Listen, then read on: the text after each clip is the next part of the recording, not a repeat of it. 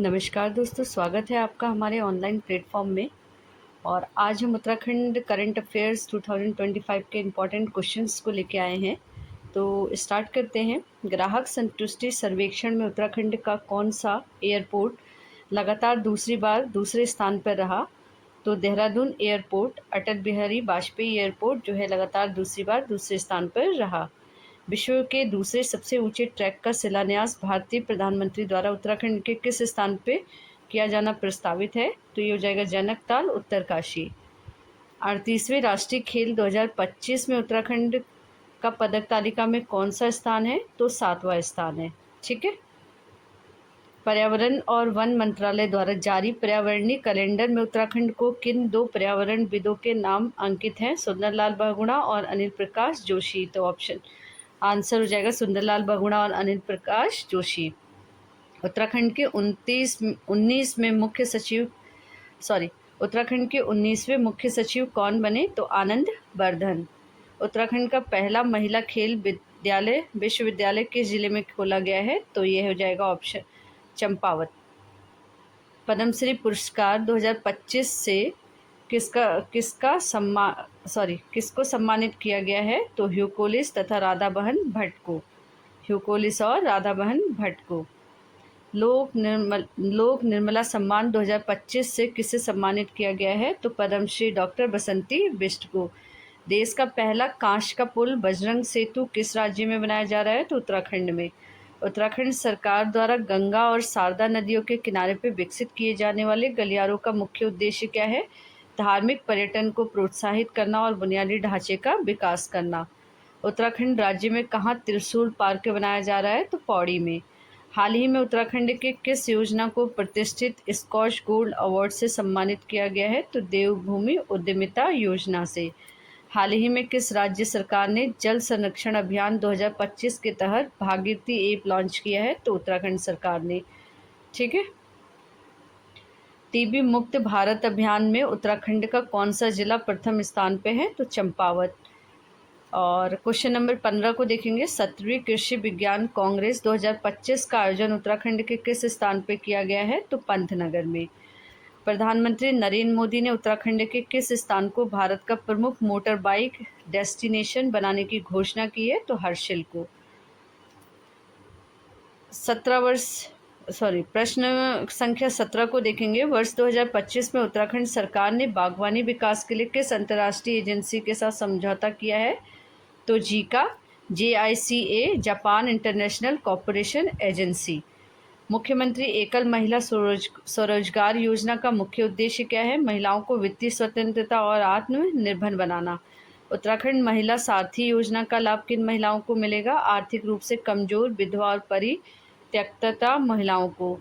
आरुषि निशंक को 2025 में किस श्रेणी में सम्मानित किया गया था? सबसे शक्तिशाली महिलाओं में शामिल किया गया था।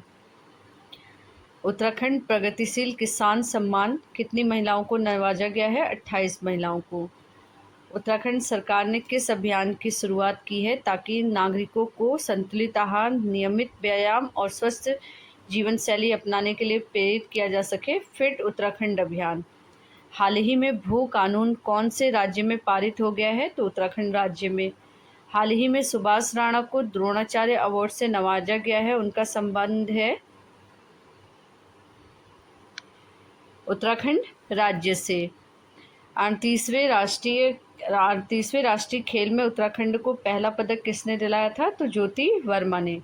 उत्तराखंड वन विभाग में जलवायु परिवर्तन के प्रभाव को कम करने के लिए पारिस्थितिक प्रयोगशालाएं स्थापित की गई हैं।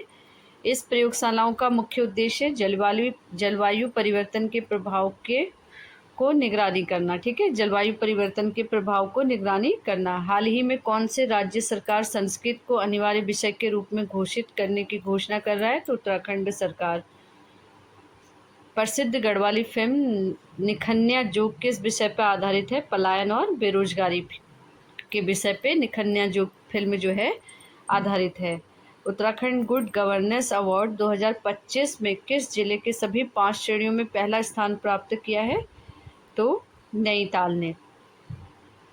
31 प्रश्न संख्या 31 को देखेंगे। वर्ष 2025 में उत्तराखंड सरकार ने भूतापीय ऊर्जा के क्षेत्र में किस देश के साथ समझौता किया है? तो आइसलैंड के साथ। उत्तराखंड का पहला भूस्खलन अर्ली वार्निंग सिस्टम किस स्थान में स्थापित किया गया है? तो चक्राता में। उत्तराखंड बजट 2025-26 में सप्तऋषि अवधारणा में निम्नलिखित में से कौन शामिल नहीं है? तो ऊर्जा को इसमें शामिल नहीं किया गया है। चिंतन शिविर 2025 का आयोजन किस शहर में किया गया था? तो देहरादून में। इसका आंसर हो जाएगा देहरादून। अंतर्दृष्टि सेंसरी डार्क रूम का शुभारंभ उत्तराखंड के किस संस्थान से किया गया है? तो राष्ट्रीय दृष्टि दिव्यांगजन सशक्तिकरण संस्थान देहरादून, NIEPVD। उत्तराखंड के किस विश्वविद्यालय में सेंटर फॉर हिंदू स्टडीज की शुरुआत की जाएगी, जहां हिंदी संस्कृति व सभ्यता पर शोध और शिक्षक होगा? दून विश्वविद्यालय। उत्तराखंड में संस्कृत विश्वविद्यालय में पढ़ने वाली बालिकाओं के लिए हाल ही में कौन सी छात्रवृत्ति योजना शुरू की गई है? तो गार्गी संस्कृत बालिका छात्रवृत्ति योजना। हाल ही में उत्तराखंड के राज्यपाल द्वारा चैत्र नवरात्रि के अवसर पर किस चैटबॉट का शुभारंभ किया गया है, जो महिलाओं को डिजिटल माध्यम से सशक्त बनाने हेतु आर्टिफिशियल इंटेलिजेंस आधारित सेवा प्रदान करेगा? तो गार्गी नारी शक्ति चैटबॉट। उत्तराखंड में किससे पद्मश्री पुरस्कार 2024 से सम्मानित किया गया है? तो यशवंत सिंह कटौच। उत्तराखंड में अंतर्राष्ट्रीय संसदीय अध्ययन शोध एवं प्रशिक्षण संस्थान कहाँ स्थापित होगा? भराड़ीसैंण में। माइक्रो फाइनेंस के माध्यम से ग्रामीण महिलाओं का सशक्तिकरण विषय पर राष्ट्रीय संगोष्ठी का आयोजन कहाँ किया गया है? तो नैनीताल में। उत्तराखंड में हिमाचल कल्चर सेंटर का आयोजन कहाँ किया गया है? देहरादून में। हाउस ऑफ हिमालयाज के ई कॉमर्स पोर्टल को किसके द्वारा लॉन्च किया गया है? मुख्यमंत्री पुष्कर सिंह धामी के। पौड़ी गढ़वाल में निर्मित तारामंडल एवं पर्वतीय संग्रहालय का नाम किस व्यक्ति के नाम पर रखे जाने की घोषणा की गई है? CDS बिपिन रावत। उत्तराखंड में इसरो का नोडल सेंटर कहाँ बनाया जा रहा है? वीर माधव सिंह भंडारी उत्तराखंड टेक्नोलॉजी यूनिवर्सिटी में। हाल ही में रमेश पोखरियाल निशंक को किस पुरस्कार से सम्मानित किया गया है? द लिटरेचर और लारेस्ट अवार्ड से। देहरादून में सूर्य ड्रोन टैग 2025 कार्यक्रम का आयोजन किसके सहयोग में किया गया है? CIDM और सेंट्रल कमांड भारतीय सेना। क्वेश्चन नंबर 48, उत्तराखंड सरकार द्वारा हाल ही में किस भाषा और संस्कृति को बढ़ावा देने हेतु आदर्श संस्कृत ग्राम कार्यक्रम शुरू किया गया है? तो संस्कृत भाषा को। उत्तरकाशी जिले के किस गांव में ब्योरी विलेज के रूप में जाना जाता है, जहां महिलाएं होम स्टे और पर्यटन का संचालन कर रही हैं? मथौली गांव में। उत्तराखंड पुलिस द्वारा चलाया गया ऑपरेशन स्माइल अर्थात मुस्कान योजना किससे संबंधित है? बच्चों से। उत्तराखंड की किस अभिनेत्री तथा कथा लेखक को 8 मई 2024 को Dada Saheb film fair award से सम्मानित किया गया है? उर्मी नेगी को।